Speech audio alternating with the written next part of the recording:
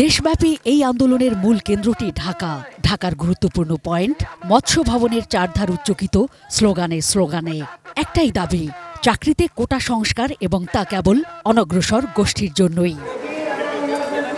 এ অবস্থা ছিল দুপুর 12টায় রাজধানীর মহাখালী ফ্লাইওভারের ওপরে।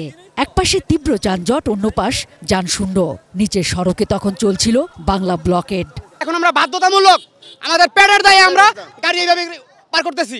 আন্দোলনকারীদের দাপটে দুর্ভোগে পড়ে গন্তব্যে পৌঁছতে ঢাকার রাস্তায় গণপরিবহনে ঘণ্টার পর ঘণ্টার অপেক্ষায় অনেকে অসুস্থ, আবার অনেকেই হাঁটেন মাইলের পর মাইল। মোড়ে মোড়ে এভাবে বাধায় পড়েন আইনশৃঙ্খলা বাহিনীর সদস্যরাও। 4 ঘন্টা ধরে বসে আছি, যাত্রী যা ছিল সব নেমে গেছে। বাচ্চা অসুস্থ যাচ্ছে, কান্না করতেছে যাওয়ার জন্য। বরিশাল থেকে আসছি আমরা, কালকে আসছি গাড়িতে, আজকে রুগী দেয়, এখন আবার এই আটটি যাওয়া লাগে। মাগো তো একটা পড়ার নাকি ইনকাম নাই কে। রোগী, শিশু, এমনকি স্কুল শিক্ষার্থীদের ভোগান্তি ছিল সবচেয়ে বেশি।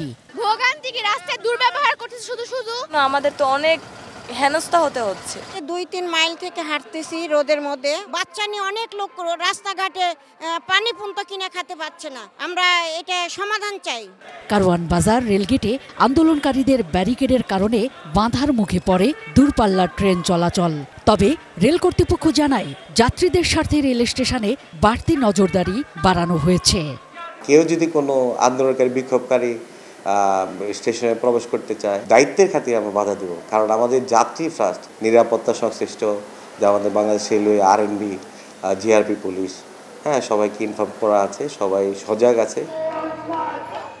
দাবি আদায় না হওয়া পর্যন্তই লাগাতার রাজপথে থাকার হুঁশিয়ারি জানিয়েছেন আন্দোলনকারীরা। তারা বলছেন, নির্দিষ্ট একটি গোষ্ঠী বা ছাত্রদের এই আন্দোলন নয়, ভবিষ্যৎ প্রজন্মের স্বার্থেই চাকুরিতে সম অধিকার প্রতিষ্ঠার আন্দোলন এটি। একই সঙ্গে সবাইকে এই আন্দোলনে যুক্ত থাকারও আহ্বান জানিয়েছেন তারা। মাহফুজা মোসলেহি, এটিএন নিউজ, ঢাকা।